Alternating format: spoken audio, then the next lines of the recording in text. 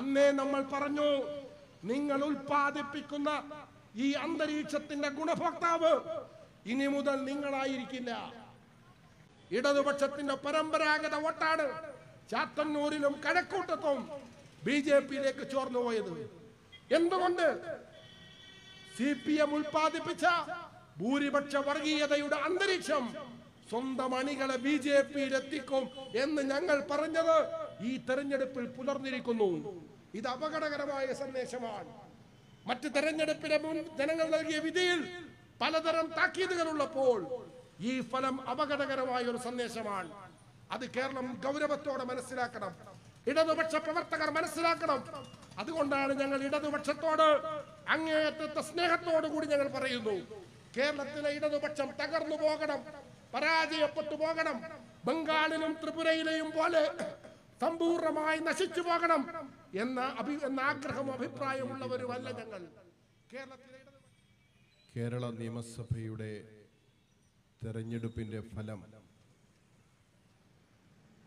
ഈ മാസം 4-ാം തീയതി പുറത്തു വരികയും ജനവിധിയുടെ താൽപ്പര്യങ്ങൾ മുന്നിൽ നിർത്തി ഒരു പുതിയ സർക്കാർ കേരളത്തിൽ അധികാരത്തിൽ വരികയും ചെയ്തു. ശ്രീ VD സതീശൻ്റെ നേതൃത്വത്തിലുള്ള UDF സർക്കാർ ഭരണ ഉത്തരവാദിത്തം ഏറ്റെടുത്ത് കേരളത്തിൽ ഭരണ നടപടികളുമായി മുന്നോട്ട് പോയിക്കൊണ്ടിരിക്കുകയാണ്. ഒരു പുതിയ ഗവൺമെന്റിനെ സ്വാഭാവികമായും ജനങ്ങൾ ഏറെ പ്രതീക്ഷയോടെയാണ് നോക്കിക്കാണുക. അത്തരമൊരു പ്രതീക്ഷ കേരളത്തിലെ പൊതുജന സാമാന്യത്തോടൊപ്പം വെൽഫെയർ പാർട്ടിയും പുലർത്തുന്നുണ്ട്. കഴിഞ്ഞ 10 വർഷം കേരളത്തിൽ ഭരണം നടത്തിയ ശ്രീ പിണറായി വിജയന്റെ നേതൃത്വത്തിലുള്ള ഇടതുപക്ഷ സർക്കാർ നടപ്പാക്കിയ ജനവിരുദ്ധ നിലപാടുകൾ, തെറ്റായ സമീപനങ്ങൾ, ഇവയ്ക്കെല്ലാം തിരുത്തുണ്ടാക്കുകയും ജനോപകാരപ്രദമായ ഒരു സമീപനത്തോടെ ഭരണത്തെ മുന്നോട്ട് കൊണ്ടുപോവുകയും ചെയ്യുമെന്നാണ് നമ്മൾ പ്രതീക്ഷിക്കുന്നത്. തെരഞ്ഞെടുപ്പിൻ്റെ ഫലം പല നിലക്കും വിലയിരുത്തപ്പെടുകയും ചർച്ച ചെയ്യപ്പെടുകയും ചെയ്യുന്ന ഒരു സാഹചര്യമാണ്. തെരഞ്ഞെടുപ്പിൽ വിജയിച്ചവരുടെ വിലയിരുത്തലുകളുണ്ട്. സ്വാഭാവികമായും വിജയിച്ചവർക്ക് വിജയത്തിൻ്റെ കാരണങ്ങൾ കണ്ടെത്താനുള്ള അവരുടെ ശ്രമത്തിന് വലിയ ആഴമുണ്ടാകണമെന്നില്ല. ആഹ്ലാദത്തിൻ്റെ സന്ദർഭമാണത്. എന്നാൽ പരാജയപ്പെട്ടവരെ സംബന്ധിച്ചിടത്തോളം എന്തുകൊണ്ട് പരാജയപ്പെട്ടു എന്ന കാരണം കണ്ടെത്തേണ്ടത് അവർക്ക് അനിവാര്യമാണ്. പ്രത്യേകിച്ചും ഉറപ്പായും വിജയിക്കുമെന്ന് പ്രതീക്ഷിച്ച ഒരു തെരഞ്ഞെടുപ്പിൽ സംഭവിച്ച പരാജയം. അതുകൊണ്ടാണ് കേരളത്തിലെ ഇടതുപക്ഷ ജനാധിപത്യ മുന്നണിക്ക് നേതൃത്വം കൊടുത്തുകൊണ്ടിരിക്കുന്ന CPM തെരഞ്ഞെടുപ്പ് ഫലം പുറത്തു വന്നതിൻ്റെ തൊട്ടടുത്ത ദിവസത്തിൽ തന്നെ പാർട്ടിയുടെ സംസ്ഥാന കമ്മിറ്റിയും സെക്രട്ടേറിയറ്റുമൊക്കെ വിളിച്ചു ചേർത്ത് തെരഞ്ഞെടുപ്പ് അവലോകനം ആരംഭിച്ചത്. ഈ തെരഞ്ഞെടുപ്പ് അവലോകനത്തിൽ പതിവില്ലാത്ത ഒരു പ്രത്യേകത നമ്മൾ കാണുന്നുണ്ട്. അത് സാധാരണഗതിയിൽ സംസ്ഥാന സെക്രട്ടേറിയറ്റും സംസ്ഥാന കമ്മിറ്റിയും വിലയിരുത്തി തെരഞ്ഞെടുപ്പ് വിലയിരുത്തൽ രേഖ ഉണ്ടാക്കി പോകുന്നതിന് പകരം പാർട്ടിയുടെ എല്ലാ ഘടകങ്ങളിലും തെരഞ്ഞെടുപ്പ് വിലയിരുത്തലുകൾ നടത്തണം എന്ന് തീരുമാനിച്ചു. നല്ല കാര്യം. അതിലൊരു വാഗ്ദാനം കൂടി അണികൾക്ക് നൽകിയിട്ടുണ്ട്. ആ വാഗ്ദാനം എല്ലാ ഘടകങ്ങളിലും സഖാക്കൾക്ക് നിർഭയമായി അഭിപ്രായം പറയാനുള്ള അവസരം പാർട്ടി ഉറപ്പുവരുത്തും. എനിക്കത് കണ്ടപ്പോൾ വലിയ സന്തോഷം തോന്നി. കഴിഞ്ഞ 10 വർഷമായി കേരളത്തിലെ CPM-ന്റെ ഉള്ളിൽ നിർഭയമായി അഭിപ്രായം പറയാൻ അവസരമില്ലാതിരുന്ന ഒരു സാഹചര്യം ഉണ്ടായിരുന്നു. ആ കൽഭിത്തിക്കുള്ളിൽ അഭിപ്രായങ്ങൾ വിഴുങ്ങി നിശബ്ദമായി നിന്ന സഖാക്കൾ ഇപ്പോൾ കേരളത്തിൽ കമ്മിറ്റികളിൽ അഭിപ്രായം പറഞ്ഞുകൊണ്ടിരിക്കുകയാണ്. CPM പ്രവർത്തകരോടും നേതാക്കളോടും വളരെ സ്നേഹത്തോടെ പറയാനുള്ളത്, നിങ്ങൾ ഞങ്ങളോട് പ്രത്യേകമായ നന്ദിയും കടപ്പാടുമൊന്നും കാണിച്ചില്ലെങ്കിലും കുഴപ്പമില്ല. പക്ഷേ പാർട്ടിയുടെ ആഭ്യന്തര ജനാധിപത്യം തിരിച്ചു നൽകുന്നതിനുള്ള പോരാട്ടത്തിൽ ചെറുതല്ലാത്തൊരു പങ്കുവഹിച്ച പാർട്ടിയാണ് വെൽഫെയർ പാർട്ടി എന്ന് സാന്ദർഭികമായി ഞാൻ അവരെ ഓർമ്മിപ്പിക്കുകയാണ്. ഇങ്ങനെ ഒരു പരാജയം ഉണ്ടായിരുന്നില്ലെങ്കിൽ ഈ കാണും ലോകമാകെ തിളങ്ങി വിളങ്ങി നിൽക്കുന്നതിന്റെ കാരണഭൂതൻ എന്ന ആ പാട്ട് മാത്രമേ ബാക്കിയുണ്ടാകുമായിരുന്നുള്ളൂ. ഇന്നിപ്പോ ഞാൻ ഈ സ്റ്റേജിലിരിക്കുമ്പോ പാറശാലയിലെ CPM ഏരിയ സെക്രട്ടറിയുടെ സ്റ്റേറ്റ്മെന്റ് വായിച്ചു. പാറശാലയിലാണ് ഈ തിരുവാതിര കളി നടന്നത്. ആ തിരുവാതിര കളി നടക്കുമ്പോൾ പാറശാലയിൽ ഏരിയ സെക്രട്ടറി ആയിരുന്ന സഖാവ് ഇന്ന് നൽകിയ സ്റ്റേറ്റ്മെന്റ് പിണറായി വിജയൻ പ്രതിപക്ഷ നേതൃസ്ഥാനം രാജിവെക്കണമെന്നാണ്. അപ്പൊ ഒരു ഘട്ടത്തിൽ വാഴ്ത്തുപാട്ടുകളുമായി അരങ്ങ് നിറഞ്ഞു നിന്നിരുന്ന സഖാക്കൾക്ക് എന്താണ് കേരളത്തിന്റെ യാഥാർത്ഥ്യം, ജനങ്ങൾ എന്തെങ്ങനെ മനസ്സിലാക്കുന്നു എന്ന് തിരിച്ചറിയുവാനുള്ള ഒരു അവസരം ഈ തെരഞ്ഞെടുപ്പിന്റെ ഫലം ഉണ്ടാക്കിയിട്ടുണ്ട്. ഇപ്പൊ നിങ്ങൾ നോക്കൂ, കേരളത്തിലെ വിവിധ കമ്മിറ്റികളിൽ അഭിപ്രായം പറയുന്ന സഖാക്കളെ അവരുടെ പ്രസ്താവനകൾ, സ്റ്റേറ്റ്മെന്റുകൾ, വാർത്തകൾ പുറത്തു വന്നുകൊണ്ടിരിക്കുന്നുണ്ട്.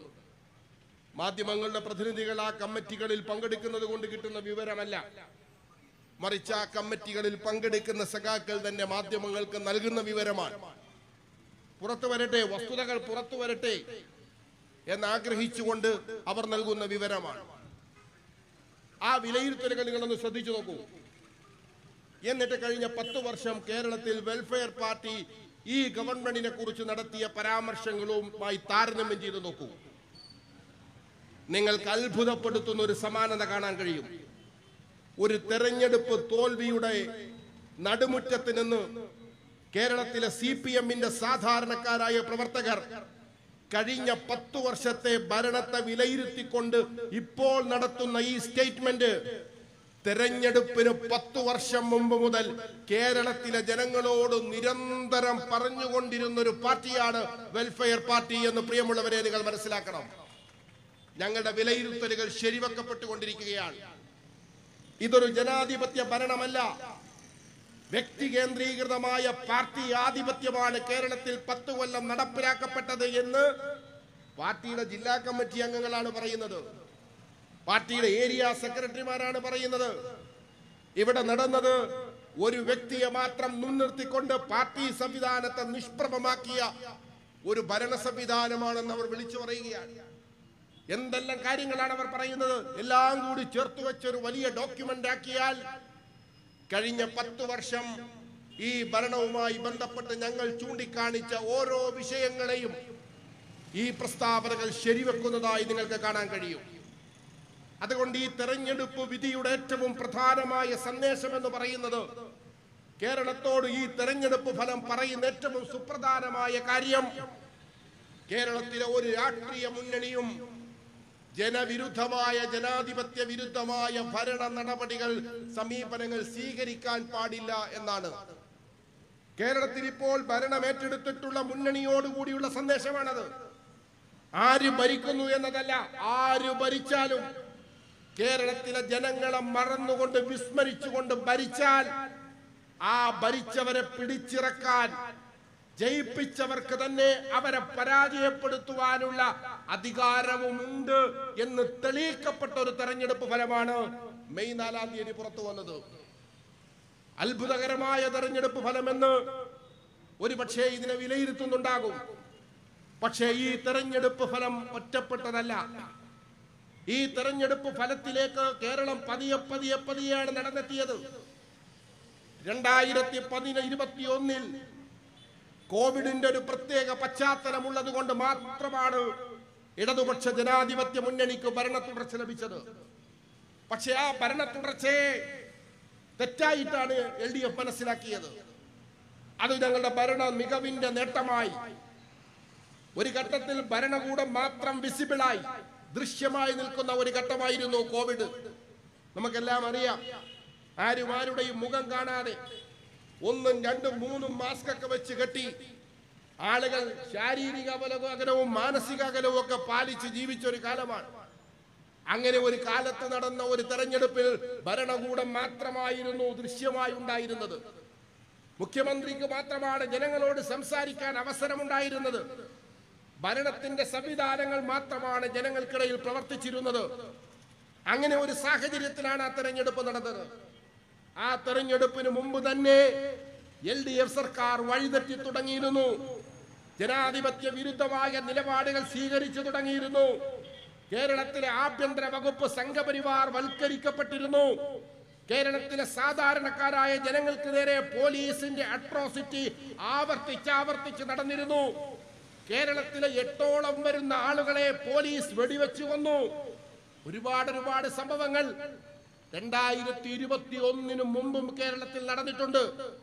പക്ഷേ തൊട്ടുടനെ നടന്നൊരു തെരഞ്ഞെടുപ്പിൽ അതിനോടുള്ളൊരു പ്രതികരണം ജനങ്ങൾക്ക് പ്രകടിപ്പിക്കാൻ കഴിയാത്ത ഒരു തെരഞ്ഞെടുപ്പ് സാഹചര്യം, ഒരു സാമൂഹ്യ സാഹചര്യം കേരളത്തിൽ നിലനിന്നതിന്റെ ആനുകൂല്യം ഉപയോഗിച്ചുകൊണ്ടാണ് 2021 ഇടതുപക്ഷ സർക്കാർ അധികാരത്തിൽ വന്നത്. പക്ഷെ എന്താ അവർ ധരിച്ചത്?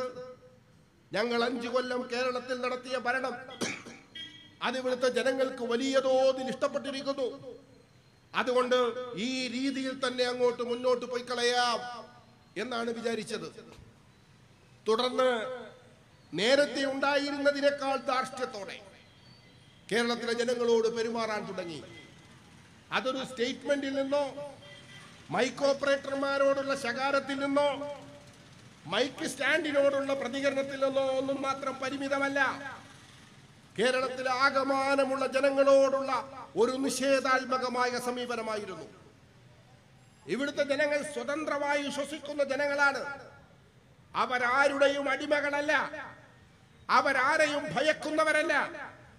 അങ്ങനെ ജനങ്ങളെ ഭയപ്പെടുത്താൻ ഭരണാധികാരികൾ ശ്രമിച്ചാൽ അവരെ ചോദ്യം ചെയ്യുന്ന ഒരു അന്തരീക്ഷം, ഒരു ഉള്ളടക്കമുള്ള സംസ്ഥാനമാണ് കേരളം. ആ കേരളത്തിലാണ് ഒരു ഭരണാധികാരി അദ്ദേഹത്തിന്റെ വിരൽ തുമ്പിൽ ഈ സംസ്ഥാനത്തെ ആകെ ഇങ്ങനെ നിയന്ത്രിക്കാൻ നടത്തിയ ശ്രമം, അതിന് കിട്ടിയ പ്രഹരമാണ് ഈ തെരഞ്ഞെടുപ്പ് വിധിയിൽ കാണുന്നത്. 50,000-ൽ പരം വോട്ടിന്റെ ഭൂരിപക്ഷത്തിൽ കഴിഞ്ഞ 2021 തെരഞ്ഞെടുപ്പിൽ ശ്രീ പിണറായി വിജയൻ ധർമ്മടം നിയമസഭാ മണ്ഡലത്തിൽ വിജയിച്ചത് നമുക്ക് ഓർമ്മയുണ്ട്.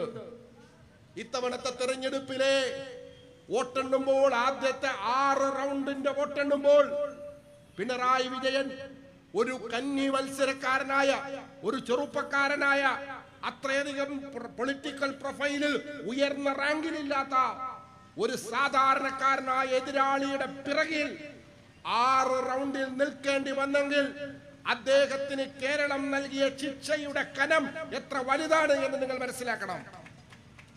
ഈ താക്കീത് ഈ തെരഞ്ഞെടുപ്പ് ഫലത്തിന്റെ ഉള്ളിലുണ്ട് എന്ന് നമ്മൾ ഓരോരുത്തരും തിരിച്ചറിയേണ്ടതുണ്ട്.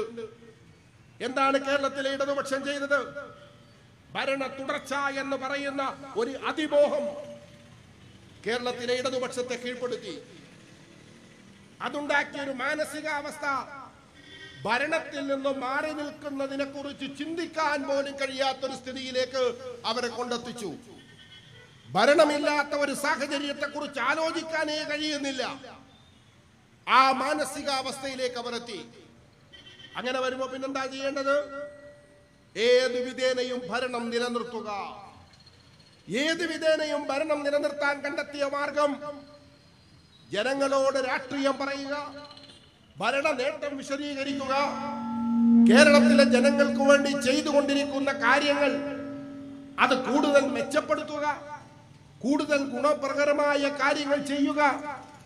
ഇങ്ങനെയാണല്ലോ ജനപിന്തുണ നേടിയെടുക്കാനുള്ള വഴി. എന്നാൽ നമ്മുടെ രാജ്യത്ത് ഇങ്ങനെ ഒന്നും ചെയ്യാതെ തന്നെ ഭരണം നേടിയെടുക്കാൻ കഴിയുമെന്ന് തെളിയിച്ച ഒരു കൂട്ടരുണ്ട്. അത് ഇന്ത്യയിലെ സംഘപരിവാറാണ്. RSSന്റെ രാഷ്ട്രീയ രൂപമായ BJP ജനങ്ങൾക്ക് ഉപകാരം ചെയ്താൽ മാത്രമാണ് ഭരണം നേടാൻ കഴിയുക എന്ന ഒരു സാമ്പ്രദായിക ധാരണ അട്ടിമറിച്ചൊരു പാർട്ടിയാണ്. അവരുണ്ടാക്കിയ രീതി എന്താ? ജനങ്ങൾക്കിടയിൽ വിള്ളലുകൾ ഉണ്ടാക്കുക, ഭിന്നിപ്പിക്കുക, ജനങ്ങൾക്കിടയിൽ പരസ്പരം ഭയമുണ്ടാക്കുക, സംശയമുണ്ടാക്കുക. ആ സംശയത്തിന്റെയും ഭയത്തിന്റെയും ഭിന്നിപ്പിന്റെയും രാഷ്ട്രീയ ആനുകൂല്യം ഉപയോഗപ്പെടുത്തിക്കൊണ്ട് സർക്കാരുകൾ ഉണ്ടാക്കുക എന്നത് BJP ഇന്ത്യയിൽ സ്ഥാപിച്ചെടുത്ത വികസിപ്പിച്ചെടുത്ത ഒരാശയമാണ്. അതിനവർ ഭൂരിപക്ഷ വർഗീയതയാണ് അവർ ഉപയോഗിച്ചത്. ഇന്ത്യയിലെ ന്യൂനപക്ഷ വിഭാഗങ്ങളെ, സവിശേഷമായി ഇന്ത്യയിലെ മുസ്ലിങ്ങളെ ഭീതിയുടെ ഒരു വശത്ത് നിർത്തി അവർ അപകടകാരികളാണെന്ന് മുദ്രകുത്തി ആ അപകടകാരികളിൽ നിന്ന് രാജ്യത്തെ രക്ഷിക്കുന്നതിനുള്ള ഒരു പോരാട്ടം ഏറ്റെടുത്തവരായി സ്വയം വിശേഷിപ്പിച്ചുകൊണ്ടാണ് സംഘപരിവാർ ഇന്ത്യയിൽ അവരുടെ രാഷ്ട്രീയത്തെ മുന്നോട്ട് കൊണ്ടുപോയത്. ജനങ്ങളുടെ ദാരിദ്ര്യം മാറിയിട്ടില്ല, കഷ്ടപ്പാടുകൾ മാറിയിട്ടില്ല, അവർ അനുഭവിച്ചുകൊണ്ടിരിക്കുന്ന പ്രതിസന്ധികൾക്ക് ഒരു ലഘുത്വവുമില്ല, അവരുടെ ജീവിതത്തിൽ ഒരു പുരോഗതിയും കാണാൻ കഴിയുന്നില്ല. സർക്കാർ അവർക്ക് നൽകിയ വാഗ്ദാനങ്ങൾ ഒന്നുമേ നടപ്പിലായിട്ടില്ല. ഇപ്പൊ കേരളത്തിൽ UDF ഗവൺമെന്റ് അധികാരത്തിൽ വരുന്നതിന് മുമ്പ് അവരുടെ മാനിഫെസ്റ്റോയിൽ ഒരു വാഗ്ദാനം ഉണ്ടായിരുന്നു. എന്താണ്? കേരളത്തിലെ സ്ത്രീകൾക്ക് KSRTC ബസ്സിൽ സൗജന്യ യാത്ര അനുവദിക്കും. അതിപ്പോൾ ജൂൺ 15-ാം തീയതി മുതൽ നടപ്പിലാക്കുമെന്നാണ് മുഖ്യമന്ത്രി പറഞ്ഞിട്ടുള്ളത്. നടക്കട്ടെ, എന്തായാലും നല്ല കാര്യം. പക്ഷേ ഗവൺമെന്റ് വരുന്നതിന് മുമ്പ് തന്നെ കേരളത്തിലെ മഹിളാ മോർച്ചക്കാർ KSRTC ബസ്സിൽ കയറിയിട്ട് ഞങ്ങൾ ടിക്കറ്റ് എടുക്കില്ല, സൗജന്യ യാത്ര തരണം എന്ന് പറഞ്ഞ് സമരം ആരംഭിച്ചു. അപ്പൊ അതിനെക്കുറിച്ച് ഒരു മാധ്യമ ചർച്ച നടക്കുമ്പോ ഒരു അവതാരകൻ, ചാനൽ അവതാരകൻ ആ BJPയുടെ മഹിളാ മോർച്ചയുടെ പ്രതിനിധിയോട് ചോദിച്ചു, അല്ല, നിങ്ങൾ എന്തിനാണ് ഒരു സർക്കാർ വരുന്നതിന് മുമ്പ് തന്നെ സർക്കാർ വാഗ്ദാനം നടപ്പിലാക്കണമെന്ന് പറഞ്ഞുകൊണ്ട് ഒരു സമരം ചെയ്തത്? അപ്പൊ അവരുടെ മറുപടി, ഈ വാഗ്ദാനം 15-ാം തീയതി മുതൽ നടപ്പാക്കും, മെയ് 15 മുതൽ നടപ്പാക്കുമെന്ന് ഏതോ ഒരു നേതാവ് പറഞ്ഞത് ഞങ്ങൾ കേട്ടിട്ടുണ്ട്. അതുകൊണ്ട് അത് ഉറപ്പിക്കാൻ വേണ്ടിയിട്ട് ഞങ്ങൾ സമരം ചെയ്തതാണ്. അപ്പൊ ആ ചാനൽ ചർച്ചയിൽ പങ്കെടുക്കുന്ന മറ്റൊരാൾ ആ സഹോദരിയോട് ചോദിച്ചു, അല്ല, 15 ലക്ഷം രൂപ അക്കൗണ്ടിൽ തരുമെന്ന് മുമ്പൊരു വിദ്വാൻ പറഞ്ഞിരുന്നു, അതിനെക്കുറിച്ച് വല്ല ഓർമ്മയുണ്ടോ? ആരാണ് വിദ്വാൻ? ഇന്ത്യയുടെ പ്രധാനമന്ത്രി നരേന്ദ്രമോദിയാണ്. അദ്ദേഹം പറഞ്ഞത്, എല്ലാവരും പോയി അക്കൗണ്ട് എടുത്തോ, അക്കൗണ്ട് ഇല്ലാത്തതിന്റെ പേരിൽ പൈസ വരാതിരിക്കുന്ന ഒരു പ്രശ്നം ഉണ്ടാവണ്ട. അതുകൊണ്ട് ആളുകളൊക്കെ ഓടിപ്പാഞ്ഞ് ശ്വാസം പിടിച്ച് ബാങ്കുകളിൽ പോയി ഇടികൂടി അക്കൗണ്ട് ഉണ്ടാക്കി കാത്തിരിക്കുകയാണ്. കൊല്ലം 12 കഴിഞ്ഞു, 15 ലക്ഷം രൂപ ഇങ്ങോട്ട് വരുന്നതും കാത്ത്. അക്കൗണ്ട് തുടങ്ങിയപ്പോ പറഞ്ഞു ഒരു മിനിമം തുക ഇടാൻ 1000 രൂപ, 1000 രൂപ മിനിമം ബാലൻസ് സൂക്ഷിക്കണം. ആളുകൾക്ക് അവസാനം ഇങ്ങോട്ടൊന്നും കിട്ടാതെ വന്നപ്പോ മിനിമത്തിൽ നിന്ന് 100 രൂപ എടുത്തു. 100 രൂപ മിനിമത്തിൽ നിന്ന് എടുത്താൽ പിന്നെ ബാങ്ക് ബാക്കി പണി തുടങ്ങും. മിനിമം ബാലൻസ് സൂക്ഷിക്കാത്തവന്റെ വർഷത്തിൽ ഇത്ര തുക വെച്ച് ബാങ്ക് പിടിക്കും. ഏതാണ്ട് ആ ഇട്ട 1000-ഉം ഈ 12 കൊല്ലം കൊണ്ട് ബാങ്ക് തിരിച്ചെടുത്തിട്ടുണ്ടാവും. ഇങ്ങോട്ടൊന്നും തന്നില്ലെന്ന് മാത്രമല്ല, അങ്ങോട്ട് പിടിച്ചെടുക്കുകയാണ് ചെയ്തത്. ഞാൻ ഇതെന്താ സൂചിപ്പിച്ചത്? ഒരു വാഗ്ദാനവും പാലിച്ചില്ലെങ്കിലും, ജനങ്ങൾക്ക് നൽകിയ ഒരു ഉറപ്പും നടപ്പിലാക്കിയില്ലെങ്കിലും അധികാരം നിലനിർത്താൻ കഴിയുമെന്ന് BJPക്ക് അറിയാം. അതിന്റെ വഴി ജനങ്ങളെ ഭിന്നിപ്പിക്കലാണ്, ജനങ്ങളെ തമ്മിലകറ്റലാണ്. എന്നിട്ട് ജനങ്ങളോട് തന്നെ പറയുന്നു, നിങ്ങൾ വോട്ട് ചെയ്യുന്നത് ആർക്ക് വേണ്ടിയാണ്? നിങ്ങളെ കൊല്ലാൻ വരുന്ന ഒരു ശക്തി ഇവിടെയുണ്ട്, ആ ശക്തിക്കെതിരെ നിങ്ങൾ വോട്ട് ചെയ്യണം. ഇനി നിങ്ങൾ തെരഞ്ഞെടുപ്പ് പ്രചാരണത്തിന്റെ സമയത്ത് നമ്മുടെ CPM-ന്റെ നേതാവ് AK ബാലന്റെ ഒരു പ്രസ്താവന നിങ്ങൾ ഓർത്തു നോക്കൂ. എന്താ ബാലസഖാവ് പറഞ്ഞത്? കേരളത്തിൽ UDF അധികാരത്തിൽ വന്നാൽ ജമാഅത്തെ ഇസ്ലാമി ആഭ്യന്തരം ഭരിക്കും, ആഭ്യന്തര വകുപ്പ് ജമാഅത്തെ ഇസ്ലാമിക്ക് കൊണ്ടുപോകും. ഇത് ബാലസഖാവ് സ്വയം വികസിപ്പിച്ചതല്ല, ഇത് നരേന്ദ്രമോദിയിൽ നിന്ന് ചുളുവിന് പോയി മോഷ്ടിച്ചെടുത്ത ഒരു സംഗതിയാണ്. ഇത് അദ്ദേഹം പറഞ്ഞതാണ്. ഗുജറാത്തിൽ കോൺഗ്രസ് ഭരിച്ചാൽ ഭരണം നിയന്ത്രിക്കുക പാകിസ്ഥാനിൽ നിന്നായിരിക്കും. അത്ര കടുപ്പിച്ച് പറയാനുള്ള ഒരു ആംബിയറിലേക്ക് ബാലൻസകാവ് എത്താത്തത് കൊണ്ടാണ് അദ്ദേഹം അതൊന്ന് ലൈറ്റ് ആക്കിയിട്ട് ആഭ്യന്തര ജമാഅത്ത് ഭരിക്കുമെന്ന് പറഞ്ഞത്. അപ്പൊ ബാലൻസകാവ് ഉണ്ടോ എങ്കിൽ ആ സഖാവിനോടൊന്ന് ചോദിക്കണം, കേരളത്തിലെ ആഭ്യന്തരം ഇപ്പോൾ ആരാണ് ഭരിക്കുന്നത് എന്ന്. അവർക്കറിയാം കേരളത്തിലെ ആഭ്യന്തരം UDF വന്നാൽ കോൺഗ്രസിന്റെ പ്രതിനിധി, കോൺഗ്രസിന്റെ മുതിർന്ന നേതാക്കന്മാരിൽ ആരെങ്കിലും ആയിരിക്കും ആഭ്യന്തരം ഭരിക്കുക എന്ന് അറിയാത്ത ഒരു രാഷ്ട്രീയമായ വിവരമില്ലാത്ത ഒരാളല്ല ബാലൻസകാവ്. പക്ഷെ എന്തിനാ ഇത് പറയുന്നത്? ഇത് പറയുമ്പോൾ ആളുകൾക്കിടയിൽ ഭയം ഉണ്ടാകും. അങ്ങനെയുണ്ടോ? ജമാഅത്തെ ഇസ്ലാമി ആഭ്യന്തരം ഭരിക്കോ? അയ്യോ, അങ്ങനെയാണെങ്കിൽ നമ്മുടെ കാര്യമൊക്കെ പ്രശ്നമാവല്ലോ. എന്നാ പിന്നെ അവർ വോട്ട് ചെയ്യണ്ട, ഇങ്ങനെ തീരുമാനിക്കും. അങ്ങനെ കളവായ കളവ് മുഴുവൻ ഈ കേരളം മുഴുവൻ പറഞ്ഞു നടന്ന സകല ബാലന്മാരെയും കണക്കിന് ശിക്ഷിച്ച ഒരു ജനവിധിയാണ് മെയ് 4-ാം തീയതി കേരളത്തിൽ പുറത്തു വന്നത് എന്ന് നിങ്ങൾ മനസ്സിലാക്കണം. അപ്പൊ ഭീതിയുടെ രാഷ്ട്രീയം കേരളത്തിൽ കൊണ്ടുവരാൻ CPM ശ്രമിച്ചു. അതിനുവേണ്ടി മുഖ്യമന്ത്രി മുതൽ സകല നേതാക്കളും കേരളത്തിൽ ഇല്ലാത്ത ന്യൂനപക്ഷ വർഗീയത, കേരളത്തിൽ ന്യൂനപക്ഷ വർഗീയത ദാ പത്തി വിടർത്തിയാടുന്നു എന്ന് പറഞ്ഞുകൊണ്ടുള്ള പ്രചാരണങ്ങളാണ് നടത്തിയത്. നമ്മൾ വിചാരിച്ചു ഈ തെരഞ്ഞെടുപ്പ് ഫലം വന്ന് അതിന്റെ വിധിയുടെ ഒരു കണക്കെടുക്കൊക്കെ കഴിയുമ്പോ ആർക്കെങ്കിലുമൊക്കെ തനക്ക് വെളിവുണ്ടാകുമെന്നാണ് ഞാൻ വിചാരിച്ചത്. പക്ഷേ എന്റെ മിനിഞ്ഞാന്നുണ്ട് CPMന്റെ കണ്ണൂർ ജില്ലാ സെക്രട്ടറി സഖാവ് KK രാഗേഷ് പറയുന്നു, കേരളത്തിൽ ഇടതുപക്ഷം പരാജയപ്പെട്ടതിന്റെ കാരണം ന്യൂനപക്ഷ വർഗീയത പത്തി വിടർത്തിയാടിയത് കൊണ്ടാണെന്ന്. ഇതിനേക്കാൾ വലിയ ശിക്ഷ ഇനി കേരളത്തിന് എങ്ങനെ നൽകാൻ കഴിയും? ഈ മനുഷ്യന്മാർക്ക് അല്പമെങ്കിലും രാഷ്ട്രീയ ബോധം ഉണ്ടായിക്കൊള്ളട്ടെ എന്ന് വിചാരിച്ചിട്ടാണ് പയ്യന്നൂരിലെയും തളിപ്പറമ്പിലെയും ഇതുവരെയും കമ്മ്യൂണിസ്റ്റ് പാർട്ടിക്ക് മാത്രം വോട്ട് ചെയ്ത് പരിചയമുള്ള സഖാക്കൾ അവരാണ് വോട്ട് ചെയ്തത്. നിങ്ങൾ ബൂത്ത് വൈസ് റിസൾട്ട് വന്നിട്ടുണ്ട്. തെരഞ്ഞെടുപ്പ് കമ്മീഷൻ അവരുടെ സൈറ്റിൽ ബൂത്ത് വൈസ് റിസൾട്ട് അത് അപ്ലോഡ് ചെയ്തിട്ടുണ്ട്. നിങ്ങൾ ഓരോ മണ്ഡലത്തിലെയും പോയി എടുത്തു നോക്കൂ.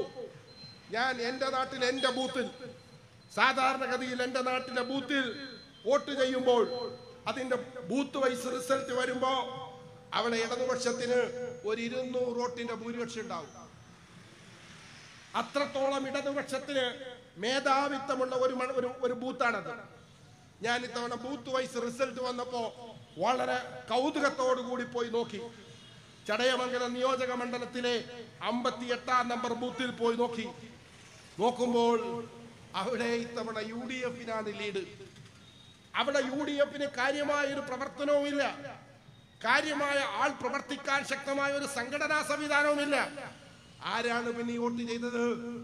വോട്ട് ചെയ്തത് ആളുകൾ, സഖാക്കൾ, CPMന്റെ പ്രവർത്തകർ, CPIയുടെ പ്രവർത്തകർ. അവര് പോയിട്ട് UDFന് വോട്ട് ചെയ്തിരിക്കുന്നു. പയ്യന്നൂരിൽ തെരഞ്ഞെടുപ്പ് പ്രചാരണം നടക്കുമ്പോൾ തന്നെ അക്രമം അഴിച്ചുവിടുന്നു. അവിടുത്തെ UDF പിന്തുണക്കുന്ന സ്ഥാനാർത്ഥിയുടെ ചുവര്, ആ ചുവരെഴുതിയതിന് ചുവരെഴുത്തങ്ങ് വായിച്ചാൽ കുഴപ്പമില്ലായിരുന്നു. അതിന് പകരം ചുവര് തന്നെ തകർത്തു കളഞ്ഞു. എഴുതിയ ചുവര് തന്നെ പൊളിച്ചു കളഞ്ഞു. എതിർ സ്ഥാനാർത്ഥിക്ക് പ്രവർത്തിക്കാനുള്ള ഒരു സൗകര്യമില്ല.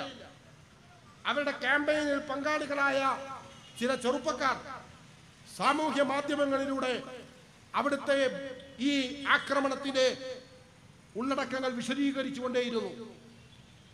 തെരഞ്ഞെടുപ്പ് ദിവസം അതിലൊരാൾ സോഷ്യൽ മീഡിയയിൽ ഇട്ടൊരു പോസ്റ്റ് എന്റെ ശ്രദ്ധയിലുണ്ട്.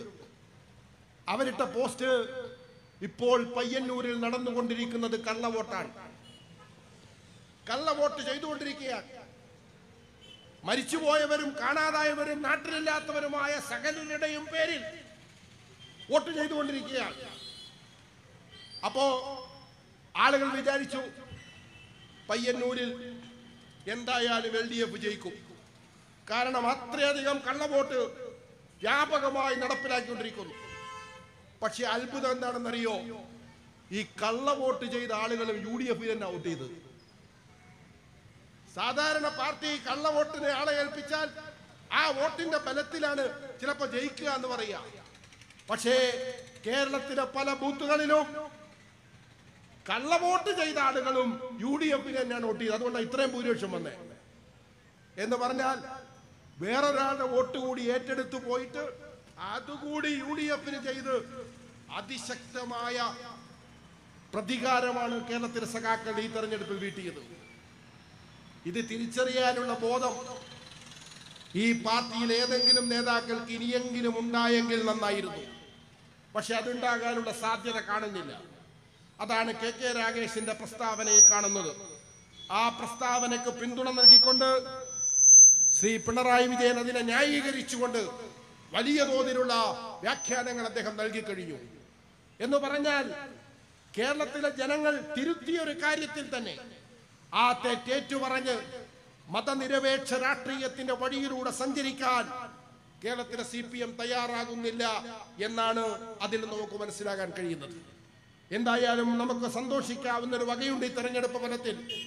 കേരളത്തിലെ സാമൂഹ്യ ഘടന അതിങ്ങനെ ധ്രുവീകരിക്കപ്പെട്ട് മുസ്ലിങ്ങളും ക്രിസ്ത്യാനികളും ഹിന്ദുക്കളും അല്ലാത്തവരും മതവും ജാതിയുമെല്ലാം പറഞ്ഞ് തമ്മിലടിയുടെ ഒരു കേന്ദ്രമാക്കി മാറ്റാനാണ് തെരഞ്ഞെടുപ്പിന്റെ പ്രചാരണ സന്ദർഭത്തിൽ ഇടതുപക്ഷം ശ്രമിച്ചത്.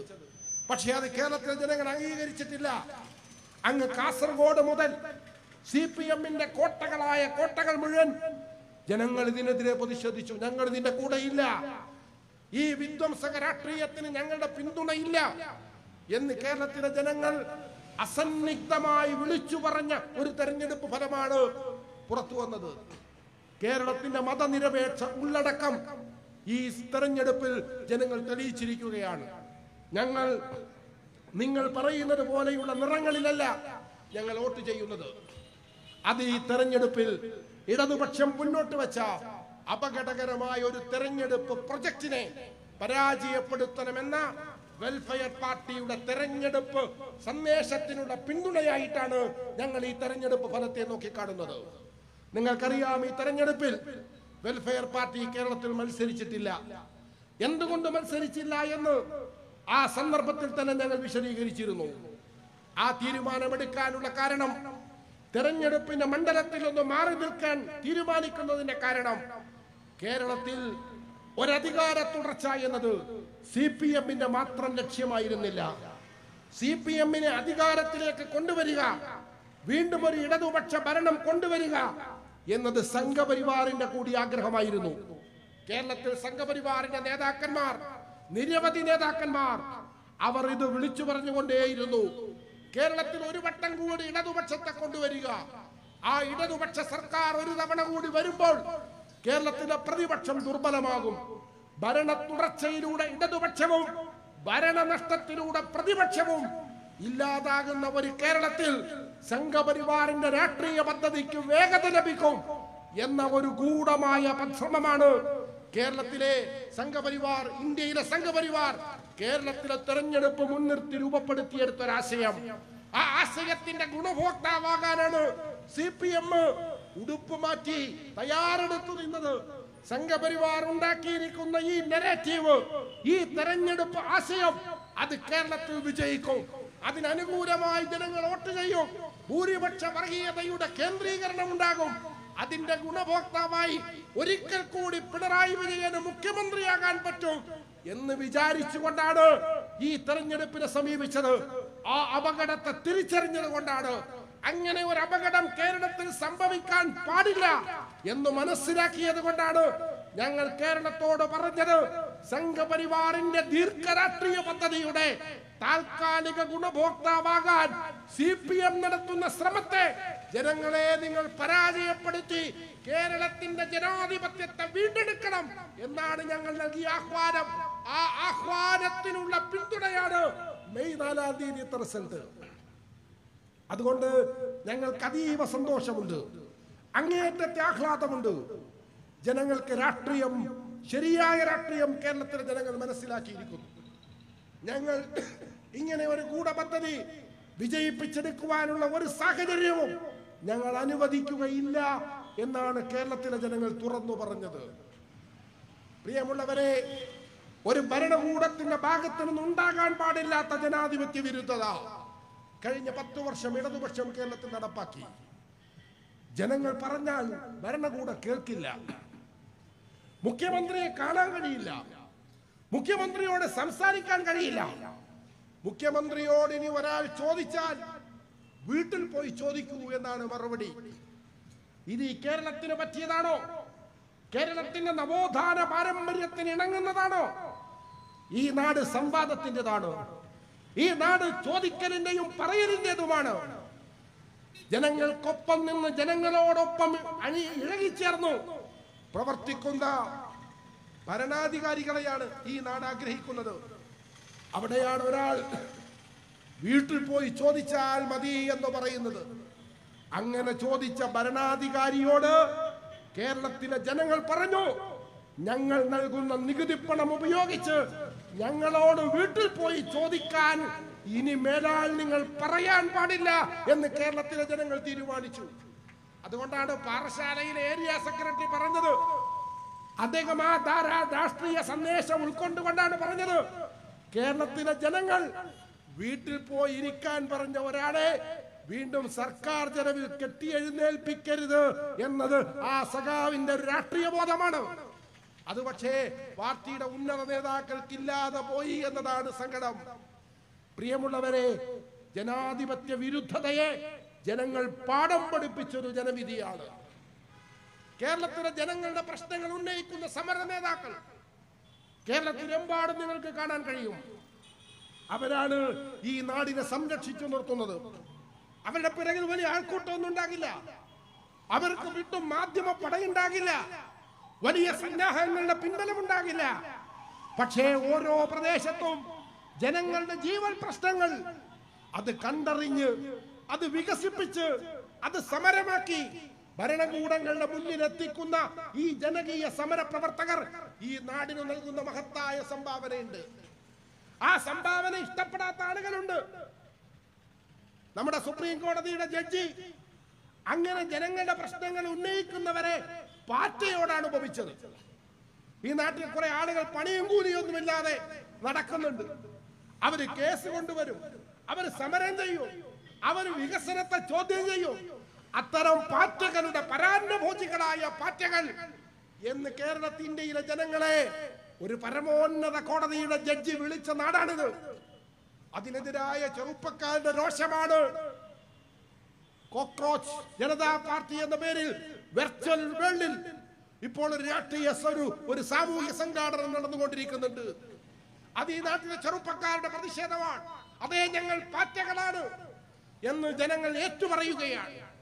കേരളത്തിലെ ജനകീയ സമര പ്രവർത്തകർ അവർ ഈ നാടിന്റെ സംരക്ഷകരാണ്. പക്ഷേ അവരൊന്ന് കേൾക്കാൻ, അവര് പറയുന്നതിനൊന്ന് ചെവി കൊടുക്കാൻ ഈ ഭരണകൂടം തയ്യാറായില്ല. എന്താ പറഞ്ഞത്? കേരളത്തിലെ ജനങ്ങളുടെ നടുവിലൂടെ വലിയ പർവ്വത സമാനമായ ഭിത്തി കെട്ടി കേരളയിൽ നടപ്പാക്കും. സഖാവ് പിണറായി വിജയന്റെ ഒരു തഗ് ഡയലോഗ് റീലുകളായി BGM ഇട്ട് നമ്മൾ കണ്ടിട്ടുണ്ട്. എന്താണ് അതിൽ പറയുന്നത്? കേരളയിൽ വരും കേട്ടോ എന്നാണ്. അന്ന് തന്നെ നമ്മൾ പറഞ്ഞിരുന്നു, ഈ പറയുന്ന ആളുകൾ അവർ ഓർത്തു വെച്ചോളൂ, കേരളത്തിലെ ജനങ്ങൾ ഇതിന് പാഠം നൽകും, ഇതിന് പകരം നൽകും. ഇപ്പൊ എന്താ, പുതിയ സർക്കാർ അധികാരത്തിൽ വന്നപ്പോ ആദ്യം തന്നെ അവർക്ക് തീരുമാനിക്കേണ്ടി വന്നത് കേരളത്തിലെ ജനങ്ങളുടെ രോഷത്തിന്റെ ശക്തി അറിയുന്നത് കൊണ്ടാണ്. കേരളയിൽ വരുമെന്ന് പറഞ്ഞ പിണറായി വിജയനോട് കേരളത്തിലെ ജനകീയ സമര പ്രവർത്തകർ കൊളുത്തിയ ആ സമരഭൂമിയിൽ നിന്നുകൊണ്ട് ഇപ്പോൾ ജനങ്ങൾ പറയുന്നു, സഖാവേ കേരളയിൽ വരില്ല കേട്ടോ എന്ന മറുപടിയാണ് ഇപ്പോൾ നൽകുന്നത്. ഞങ്ങൾ ഗതാഗത വികസനത്തിനെതിരല്ല, പക്ഷേ ഏത് വികസനവും ജനങ്ങളുടെ താല്പര്യങ്ങളെ മാനിച്ചുകൊണ്ടേ ആകാവൂ. ജനങ്ങളെ കുടിയിറക്കിക്കൊണ്ട്, അവരെ നിസ്സഹായരാക്കിക്കൊണ്ട്, അവരുടെ ജീവിതാവാസ കേന്ദ്രങ്ങളിൽ നിന്ന് അവരെ അടിച്ചു പുറത്താക്കിക്കൊണ്ട് ഒരു വികസനം നടപ്പിലാക്കാൻ ശ്രമിച്ചാൽ ജനങ്ങൾ അതിനെ ചെറുക്കും. അതിനെ ജനാധിപത്യപരമായി അഭിമുഖീകരിക്കാൻ ഒരു സർക്കാരിന് ബാധ്യതയുണ്ട്. ആ ബാധ്യത ഇടതുപക്ഷ സർക്കാർ നിർവഹിച്ചില്ലെന്ന് മാത്രമല്ല, വൻകിട കോർപ്പറേറ്റുകൾക്ക് മുതലാളിത്ത ശക്തികൾക്ക് ഈ കേരള സംസ്ഥാനത്തെ അവരുടെ സാമ്പത്തിക താല്പര്യങ്ങൾ നടപ്പിലാക്കാനുള്ള ഒരു സ്ഥലമായി വിട്ടുകൊടുക്കുകയാണ് ചെയ്തത്. അത് ജനങ്ങൾ തിരുത്തിയിരിക്കുന്നു. അതേപോലെ തന്നെ നിങ്ങൾ മനസ്സിലാക്കൂ, കേരളത്തിലെ സാധാരണക്കാരായ ജനങ്ങൾ അവർ കേരള സെക്രട്ടേറിയറ്റിന് മുമ്പിൽ സമരത്തിന് പോയാൽ കേരളത്തിലെ ഭരണകൂടം എന്താ ചെയ്യേണ്ടത്? ഉദ്യോഗസ്ഥന്മാരെ അയക്കണം. ആരാണ് അവിടെ സമരം ചെയ്യുന്നത്? അവിടെ ആശാ വർക്കർമാരാണ്. എന്താണ് അവരുടെ ആവശ്യം? അവരുടെ സാലറി കൂട്ടിക്കൊടുക്കണം. 8,000 രൂപ മാത്രമാണ് ആ പാവങ്ങൾക്കുള്ളത്. വലിയ ജോലിയാണ് അവർ ചെയ്യുന്നത്. വീടുകളിൽ കിടക്കുന്ന കിടപ്പ് രോഗികൾ മുതൽ ജീവിതശൈലി രോഗികൾ, അങ്ങനെ കേരളത്തിൽ വലിയ തോതിൽ രോഗഗ്രസ്തരായി കിടക്കുന്ന സാധാരണക്കാരെ അവരുടെ ആരോഗ്യ പരിചരണം എന്ന ഉത്തരവാദിത്തം സർക്കാരിന് വേണ്ടി നിർവഹിച്ചു കൊണ്ടിരിക്കുന്ന ഒരു കൂട്ടരാണവർ. അവർക്ക് 8,000 രൂപ പോരാ, അതൊന്ന് കൂട്ടിക്കൊടുക്കണമെന്നാണ് അവരാവശ്യം. ആരാണ് അവരുടെ നേതാവ്? അവരോട് വരാൻ പറയൂ, നമുക്ക് സംസാരിക്കാം, എന്നിട്ട് അവരുടെ ആവശ്യങ്ങൾ കേൾക്കാം. അവർ 21,000 രൂപയാണ് ചോദിക്കുന്നത്. ഏത് സമരവും അവരുടെ ചോദ്യം, സമരത്തിന്റെ ആവശ്യങ്ങൾ പൂർണ്ണമായി അംഗീകരിക്കാൻ ഒരുപക്ഷെ സർക്കാരുകൾക്ക് സാധിച്ചു കൊള്ളണമെന്നില്ല. പക്ഷേ മാന്യമായ ഒരു സമീപനം. 21,000 നിങ്ങൾ ചോദിക്കുന്നത്. അത്ര തരാൻ ഇപ്പോൾ സംസ്ഥാനത്തിന് സാമ്പത്തികമായി ശക്തിയില്ല. അതുകൊണ്ട് നിങ്ങൾക്ക് ഒരു ചെറിയ പരിഗണന സർക്കാർ നൽകാം. സമരം അവസാനിപ്പിച്ച് ശാന്തരായി പോകണം. അതാണോ സ്വീകരിച്ച നിലപാട്? കേരളത്തിന്റെ മുഖ്യമന്ത്രിയെ കാണാൻ ആ സമരപ്രവർത്തകർ അപ്പോയിന്റ്മെന്റിന് അപേക്ഷിച്ചിട്ട് ഒരു വട്ടം പോലും കേരള മുഖ്യമന്ത്രിയുടെ ഓഫീസിന്റെ പരിസരത്ത് പോലും ആ സമരപ്രവർത്തകരെ അടുപ്പിക്കാതെയാണ് ഇടതുപക്ഷ സർക്കാർ മുന്നോട്ട് പോയത്. പ്രിയമുള്ളവരെ, കഴിഞ്ഞ ദിവസം ഞാനൊരു കാഴ്ച കണ്ടു. കേരള സെക്രട്ടേറിയറ്റിന്റെ നോർത്ത് ഗേറ്റ് സമരം നടക്കുമ്പോൾ അടച്ചിടുന്ന ഗേറ്റ് മാത്രമായിരുന്നത്. കഴിഞ്ഞ 10 വർഷമായി അത് കെട്ടിപ്പൂട്ടി വെച്ച് ജനങ്ങളിൽ നിന്ന് സെക്രട്ടേറിയറ്റിനെ കാത്തു സംരക്ഷിച്ചിരുന്ന ആ പോലീസ് സംഘം ആ നോർത്ത് ഗേറ്റ് തുറന്നിട്ടിട്ട് ആ നോർത്ത് ഗേറ്റിലൂടെ ആശാ സമര പ്രവർത്തകർ കേരള മുഖ്യമന്ത്രി ഇരിക്കുന്ന നോർത്ത് ബ്ലോക്കിലേക്ക് നടന്നു പോകുന്നത് കേരളത്തിലെ ജനങ്ങൾ നൽകിയ താക്കീതിന്റെ ഒരു അനുരണനമായി നമ്മൾ മനസ്സിലാക്കണം. ഈ ജനവിധിക്ക് ഒരുപാട് പാഠങ്ങളുണ്ട്. ഈ ജനവിധി ഭരിച്ചവരോടും ഭരിക്കാൻ വന്നവരോടും നൽകുന്ന സന്നദ്ധ താക്കീത് ശരിയായ രീതിയിൽ മര്യാദക്ക് ഭരിച്ചോ എന്ന സന്ദേശമാണ് കേരളത്തിലെ ജനങ്ങൾ നൽകിയിട്ടുള്ളത്. ആ താക്കീത് ഉൾക്കൊണ്ട് ഭരിക്കാൻ കേരളത്തിലെ UDF-നും ബാധ്യതയുണ്ട്. ഇതിനിടയിൽ തന്നെ നമുക്കറിയാം, ദൗർഭാഗ്യകരമായ ഒരു തെരഞ്ഞെടുപ്പ് ഫലം കൂടി ഇതിന്റെ ഉള്ളിലുണ്ട്. അത് BJP കേരളത്തിൽ നേടിയെടുത്ത 3 സീറ്റിന്റെ വിജയമാണ്. കേരളത്തിലെ 3 സീറ്റിൽ BJP വിജയിച്ചു. ഒരിക്കലും കേരളത്തിന്റെ നിയമസഭയിൽ ഒരു BJP പ്രതിനിധി ഒരിക്കൽ മാത്രമാണ് ഉണ്ടായത്. അത് വീണ്ടും ഉണ്ടാകരുത് എന്ന് നമ്മളെല്ലാം ആഗ്രഹിച്ചിരുന്നു. അതിനുവേണ്ടി നമ്മൾ എല്ലാവരും ശ്രമിച്ചിരുന്നു. പക്ഷേ ചെറിയ വോട്ടിനും 3 മണ്ഡലങ്ങളിൽ നിന്ന് BJP-യുടെ പ്രതിനിധികൾ വിജയിച്ചു. അതൊരു കേവല തെരഞ്ഞെടുപ്പ് വിജയമായി മാത്രം കണ്ട് നമുക്ക് പോകാൻ കഴിയില്ല. ഈ തെരഞ്ഞെടുപ്പ് വിജയത്തിൽ കേരളത്തിലെ ഇടതുപക്ഷത്തിന് പങ്കുണ്ട്. കേരളത്തിലെ ഇടതുപക്ഷത്തോട് ഞങ്ങൾ നിരന്തരമായി പറഞ്ഞുകൊണ്ടിരുന്ന ഒരു കാര്യമുണ്ട്. നിങ്ങൾ സ്വീകരിച്ചിരിക്കുന്ന ഈ അപകടകരമായ രാഷ്ട്രീയ ലൈനുണ്ടല്ലോ, ഭൂരിപക്ഷ വർഗീയതയെ ഉത്തേജിപ്പിക്കുന്ന, ന്യൂനപക്ഷ ഭീതി ഉണ്ടാക്കുന്ന, മുസ്ലിം ഭീതി ഉണ്ടാക്കുന്ന നിങ്ങളുടെ ഈ രാഷ്ട്രീയമുണ്ടല്ലോ, അതിന്റെ ഗുണം നിങ്ങൾക്ക് കിട്ടില്ല. പഞ്ചായത്ത് തെരഞ്ഞെടുപ്പ് മുതൽ ആ സിഗ്നൽ കേരളത്തിൽ നിന്ന് പുറത്തു വന്നിരുന്നു. തൃശൂരിലെ ലോകസഭാ തെരഞ്ഞെടുപ്പിൽ തൃശൂരിൽ നിന്ന് BJP-യുടെ പ്രതിനിധി വിജയിക്കുമ്പോൾ കേരളത്തിലെ അലർട്ട് മുഴങ്ങിയിരുന്നു. അതൊരു ചെറിയ വിജയമല്ല, അതൊരു യാദൃച്ഛിക വിജയമല്ല, അത് ബോധപൂർവം നിർമ്മിക്കപ്പെട്ട ഒരു തെരഞ്ഞെടുപ്പ് ഫലമാണ്. അത് BJP-യുടെ മാത്രം തെരഞ്ഞെടുപ്പ് വിജയമല്ല, കേരളത്തിലെ ഇടതുപക്ഷം കൂടി ചേർന്ന് നൽകിയ വിജയമാണ്.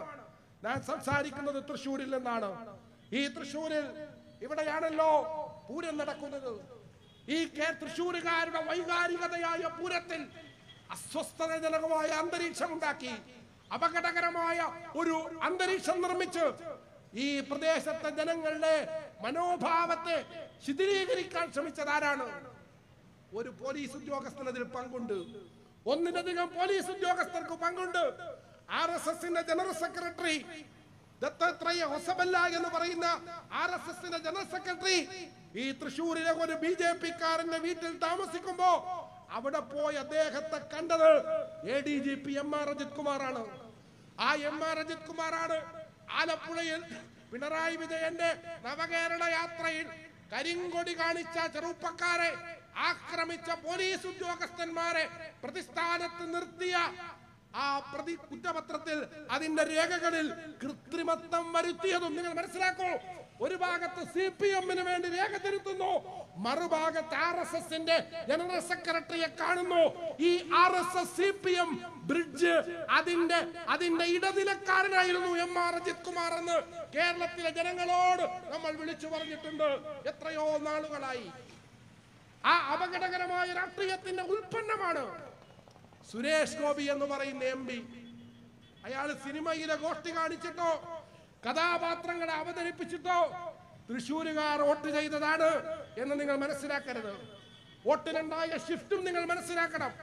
നിയമസഭാ തെരഞ്ഞെടുപ്പിൽ 1.5 ലക്ഷത്തോളം വോട്ട് LDF-ൽ ഉണ്ടായിരുന്നത് ലോകസഭയിലെത്തിയപ്പോൾ കണ്ടിട്ടില്ല. നിങ്ങൾ നോക്കൂ, ലോകസഭാ തെരഞ്ഞെടുപ്പിൽ സുരേഷ് ഗോപിക്ക് ലഭിച്ച വോട്ട്, ആ വോട്ട് ഇപ്പോൾ നടന്ന നിയമസഭാ തെരഞ്ഞെടുപ്പിൽ തൃശ്ശൂരിൽ BJP-ക്ക് ഇല്ല. എങ്ങോട്ട് പോയി വോട്ട്? ആ വോട്ട് BJP-യുടേതായിരുന്നെങ്കിൽ ആ വോട്ട് ഇപ്പോൾ തൃശ്ശൂരിലെ BJP സ്ഥാനാർത്ഥികളുടെ അക്കൗണ്ടിൽ കാണണ്ടേ? CK കരുണാകരന്റെ മകൾ പത്മജ വേണുഗോപാൽ മത്സരിച്ചിട്ടും ഈ തൃശ്ശൂർ നിയമസഭാ മണ്ഡലത്തിൽ BJP-യുടെ വോട്ട് കാണുന്നില്ല. ഇവിടെ വിജയിച്ചത് UDF-ന്റെ സ്ഥാനാർത്ഥിയാണ്. UDF-കാർക്ക് വോട്ട് അങ്ങോട്ട് കൊടുത്തു ഇങ്ങോട്ട് കൊടുത്തു എന്ന സാധാരണ സാമ്പ്രദായിക യുക്തിയിൽ കാര്യങ്ങളെ കാണാൻ CPM ഉണ്ടാക്കുന്ന സാമ്പ്രദായിക യുക്തിയിൽ കാര്യങ്ങളെ കാണാൻ ശ്രമിക്കാതെ കണ്ണു തുറന്ന് നിങ്ങൾ മനസ്സിലാക്കൂ, തൃശ്ശൂരിലെ വിജയം ഇവിടെ ഒരു യോജിച്ച മൂവ്മെന്റിന്റെ ഭാഗമായി ഉണ്ടായതാണ്. അത് മനസ്സിലാക്കിയ ആളാണ് സഖാവ് VS സുനിൽകുമാർ. അതുകൊണ്ടാണ് അദ്ദേഹം ആവർത്തിച്ചു പറഞ്ഞത്, ഇത് സാധാരണമായ ഒരു തെരഞ്ഞെടുപ്പ് ഫലമല്ല, ഇത് നിർമ്മിക്കപ്പെട്ടതാണ്. അതിന് പിന്നിൽ ഇടതുപക്ഷത്തിന് പങ്കുണ്ട് എന്ന് ഉറച്ചു വിശ്വസിച്ചുകൊണ്ടാണ് സുനിൽകുമാർ നിരന്തരമായി അത് ഉന്നയിച്ചുകൊണ്ടിരുന്നത്. അന്നേ നമ്മൾ പറഞ്ഞു, നിങ്ങൾ ഉൽപ്പാദിപ്പിക്കുന്ന ഈ അന്തരീക്ഷത്തിന്റെ ഗുണഭോക്താവ് ഇനി മുതൽ നിങ്ങളായിരിക്കില്ല. അതുകൊണ്ടാണ് പ്രിയമുള്ളവരെ, 3 നിയമസഭാ മണ്ഡലത്തിൽ BJP വിജയിച്ചപ്പോൾ അവിടെ CPM-ന്റെ പ്രതിനിധികൾ, കേരളത്തിലെ 10 മണ്ഡലങ്ങളാണ് BJP ഒന്നാം സ്ഥാനത്തോ 2ാം സ്ഥാനത്തോ വരാൻ സാധ്യതയുള്ള മണ്ഡലങ്ങളായി ഉണ്ടായിരുന്നത്. അതിൽ 5 മണ്ഡലങ്ങളിൽ UDF-ഉം 5 മണ്ഡലങ്ങളിൽ LDF-ഉമാണ് BJP-യുടെ മറുവശത്ത് നിന്നത്. 5 മണ്ഡലങ്ങളിൽ UDF-ഉം BJP-യും തമ്മിൽ മുഖാമുഖം മത്സരിച്ച 5 മണ്ഡലങ്ങളിലും BJP പരാജയപ്പെട്ടു. LDF-ഉം BJP-യും മുഖാമുഖം മത്സരിച്ച 5 മണ്ഡലങ്ങളിൽ 3-ലും BJP വിജയിച്ചു. ഇടതുപക്ഷത്തിന്റെ പരമ്പരാഗത വോട്ടാണ് ചാത്തന്നൂരിലും കഴക്കൂട്ടത്തും BJP-യിലേക്ക് ചോർന്നുപോയത്. എന്തുകൊണ്ട്? CPM ഉൽപ്പാദിപ്പിച്ച ഭൂരിപക്ഷ വർഗീയതയുടെ അന്തരീക്ഷം സ്വന്തം അണികളെ BJP-യിലെത്തിക്കും എന്ന് ഞങ്ങൾ പറഞ്ഞത് ഈ തെരഞ്ഞെടുപ്പിൽ പുലർന്നിരിക്കുന്നു. ഇത് അപകടകരമായ സന്ദേശമാണ്. മറ്റ് തെരഞ്ഞെടുപ്പിലെ മുൻ ജനങ്ങൾ നൽകിയ വിധിയിൽ പലതരം താക്കീതുകളുള്ളപ്പോൾ ഈ ഫലം അപകടകരമായ ഒരു സന്ദേശമാണ്. അത് കേരളം ഗൗരവത്തോടെ മനസ്സിലാക്കണം, ഇടതുപക്ഷ പ്രവർത്തകർ മനസ്സിലാക്കണം. അതുകൊണ്ടാണ് ഞങ്ങൾ ഇടതുപക്ഷത്തോട് അങ്ങേയറ്റത്തെ സ്നേഹത്തോടു കൂടി ഞങ്ങൾ പറയുന്നു, കേരളത്തിലെ ഇടതുപക്ഷം തകർന്നു പോകണം, പരാജയപ്പെട്ടു പോകണം, ബംഗാളിലും ത്രിപുരയിലെയും പോലെ സമ്പൂർണമായി നശിച്ചു പോകണം എന്ന ആഗ്രഹവും അഭിപ്രായമുള്ളവരുമല്ല ഞങ്ങൾ. കേരളത്തിലെ ഇടതുപക്ഷത്തിന് കേരളത്തിന്റെ രാഷ്ട്രീയ മണ്ഡലത്തിൽ ഒരു ധർമ്മമുണ്ട് എന്ന് മനസ്സിലാക്കുന്നവരാണ്. പക്ഷേ ആ ധർമ്മം നിർവഹിക്കണമെങ്കിൽ ഇപ്പോൾ നിങ്ങൾ സ്വീകരിച്ചിരിക്കുന്ന തെറ്റായ വഴി തിരുത്തണം. നിങ്ങളുടെ അണികളെ യഥാർത്ഥ മതനിരപേക്ഷ രാഷ്ട്രീയത്തിലേക്ക് നിങ്ങൾ കൈപിടിച്ചു കൊണ്ടുപോകണം. KK രാഗേഷിനെ പോലെ തെരഞ്ഞെടുപ്പ് ഫലത്തെ മനസ്സിലാക്കാൻ കഴിയാത്ത വിഡ്ഢിത്ത നിലപാട് സ്വീകരിക്കുന്നവരെ തലക്ക് പിടിച്ച് ശരിയായ രാഷ്ട്രീയ ബോധത്തിലേക്ക് കൊണ്ടുപോകാൻ നിങ്ങൾ കഴിയണം. അപ്പോഴേ കേരളത്തിൽ BJP-യുടെ വളർച്ച, അപകടകരമായ രാഷ്ട്രീയ വളർച്ച നമുക്ക് ചെറുത്തു തോൽപ്പിക്കാൻ കഴിയൂ. ഇല്ലെങ്കിൽ കൂടുതൽ അപകടത്തിലേക്ക് ഈ കേരളം പോകും. പ്രിയമുള്ളവരെ, അത്തരത്തിലുള്ള സന്ദേശങ്ങൾ ഈ തെരഞ്ഞെടുപ്പ് ഫലത്തിലുണ്ട്. അത് മനസ്സിലാക്കിക്കൊണ്ട് നമുക്ക് കേരളത്തെ മുന്നോട്ട് കൊണ്ടുപോകാൻ കഴിയണം. വെൽഫെയർ പാർട്ടി മുന്നോട്ട് വെച്ച രാഷ്ട്രീയ നിലപാടിനും ഈ കേരളം ഗൗരവമായ പിന്തുണ നൽകി. ശരിയായ സമീപനമാണെന്ന് മനസ്സിലാക്കി ഈ സന്ദർഭത്തിന്റെ പ്രത്യേകതയിൽ നിന്നുകൊണ്ടാണ് അത് സംസാരിക്കുന്നത് എന്ന് ജനങ്ങൾ തിരിച്ചറിഞ്ഞു. ഞങ്ങൾ പറഞ്ഞിരുന്നു, ഞങ്ങൾ UDF വേണ്ടി വോട്ട് ചോദിക്കുകയല്ല, UDF മുന്നണിക്ക് വോട്ട് ചെയ്യൂ എന്ന് പറയുകയല്ല. കേരളത്തെ അപകടകരമായ ഒരു സാമൂഹിക സാഹചര്യത്തിലേക്ക് കൊണ്ടുപോകാൻ ശ്രമിക്കുന്നവർക്കെതിരെ നിങ്ങൾ വോട്ട് ചെയ്യൂ എന്നാണ് ഞങ്ങൾ ജനങ്ങളോട് പറഞ്ഞത്. അതാണ് ഈ ജനവിധിയിൽ കാണുന്നത്. CPM-കാർ വോട്ട് ചെയ്യുന്നത് UDF-നാണോ? UDF സ്ഥാനാർത്ഥികൾക്ക് UDF-ന്റെ ചിഹ്നത്തിൽ CPM-കാർ വോട്ട് ചെയ്യുമോ? ചെയ്യില്ല. പിന്നെന്താണ് വോട്ട്? ആ വോട്ട് ഞങ്ങൾ മുന്നോട്ട് വെച്ച രാഷ്ട്രീയ നിലപാടിന് സമാനമാണ്. ഞങ്ങൾ വോട്ട് ചെയ്യുന്നത് ഒരു മുന്നണിക്കല്ല, ഞങ്ങൾ വോട്ട് ചെയ്യുന്നത് അപകടകരമായ ഒരു രാഷ്ട്രീയ സമീപനത്തെ തോൽപ്പിക്കാനുള്ള പൗരന്മാരുടെ ആയുധം എന്ന നിലയിൽ വോട്ടിനെ ഉപയോഗിക്കുക എന്നതാണ് കേരളത്തിന്റെ രാഷ്ട്രീയ രംഗത്ത്, തെരഞ്ഞെടുപ്പ് രംഗത്ത് നമ്മൾ കണ്ട മാറ്റം. ആ മാറ്റത്തിന്റെ സന്ദേശം ഉൾക്കൊണ്ടുകൊണ്ട് മുന്നണികൾ മാറി ചിന്തിക്കണം, ഇടതുപക്ഷം മാറി ചിന്തിക്കണം. ഈ ലൈനിൽ മുന്നോട്ട് പോകരുത്, അത് നിങ്ങളെ ഇല്ലാതാക്കും. ബംഗാൾ പോലെ, ത്രിപുര പോലെ കേരളമാകരുത് എന്നാണ് ഞങ്ങൾ ആഗ്രഹിക്കുന്നത്. അങ്ങനെ ഇടതുപക്ഷം പരാജയപ്പെട്ടാൽ ആ ഇടതുപക്ഷത്തിന്റെ ഭാഗമായി നിൽക്കുന്നവർ BJP-യെ ഒരു സാധ്യതയായി സ്വീകരിക്കും എന്ന മുന്നറിയിപ്പാണ് കഴക്കൂട്ടവും ചാത്തന്നൂരും നിയമവും നൽകുന്നത്. അതുണ്ടാകാതിരിക്കാൻ വേണ്ടി കേരളത്തിലെ ഇടതുപക്ഷം സ്വയം തിരുത്തലിന് സന്നദ്ധമായി, നവീകരണത്തിന് സന്നദ്ധമായി, തെറ്റുകൾ ഏറ്റുപറഞ്ഞ് വഴിതെറ്റലുകളിൽ നിന്ന് ശരിയായ വഴിയിലേക്ക് സഞ്ചരിക്കാൻ തയ്യാറാകണമെന്ന് ഈ സന്ദർഭത്തിൽ അവർ ഓർമ്മപ്പെടുത്തുകയാണ്. പുതുതായി അധികാരത്തിലെത്തിയ സർക്കാർ ഈ ജനവിധിയുടെ സന്ദേശം മനസ്സിലാക്കണം. ജനാധിപത്യത്തിന് നൽകിയ കവിഞ്ഞ പ്രാധാന്യം മനസ്സിലാക്കണം. ഭരണാധികാരികളും ജനങ്ങളും തമ്മിലുള്ള ബന്ധം അത് ദൃഢമായിരിക്കണമെന്ന ജനങ്ങളുടെ ആഗ്രഹത്തെ, അഭിലാഷത്തെ മാനിക്കാൻ കഴിയണം. ജനവിരുദ്ധമായ നിലപാടുകൾ, നടപടികൾ, വികസന പദ്ധതികൾ അടിച്ചേൽപ്പിച്ചാൽ ജനം പ്രതിഷേധിക്കും എന്ന് മനസ്സിലാക്കണം. അത്തരത്തിൽ ഭരണകൂടത്തിന് ഈ ജനവിധി നൽകുന്ന താക്കീതും സന്ദേശവും മനസ്സിലാക്കി ഭരിക്കാൻ പുതിയ സർക്കാരിനും സാധിക്കണമെന്നാണ് ഞങ്ങൾക്ക് സൂചിപ്പിക്കാനുള്ളത്.